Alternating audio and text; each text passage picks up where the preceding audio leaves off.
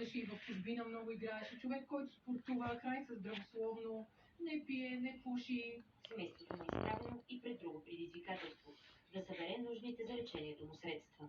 Сумите за престоя му в интензивния сектор са непосилни за семейството. Говорим за много големи суми. Кажете ми колко струва лечението му на Но седмица? 40 000 лева. 20 000 евро на седмица струва лечението в интензивен сектор. Михаил има само едно желание – да се побързи това здрав, но се нуждае от помощ. Искам да се помоля от сърце. Моля ви, помогнете ми. Само вие сте моята надежда. Моята надежда, че моят съпруг ще събере нужната сума за лечението и ще се прибере в България.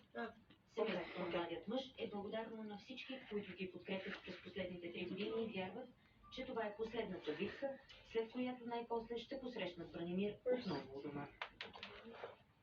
Информация как може да помогнем има и на нашия сайт btv.bg.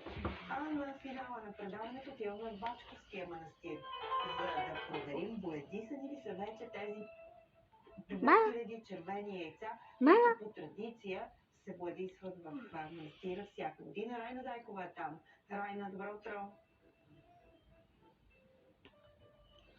Добро утро, колеги от Бачковският манастир. Аз се намирам в манастирската кухня. Първите червени яйца вече са извадени по традиция.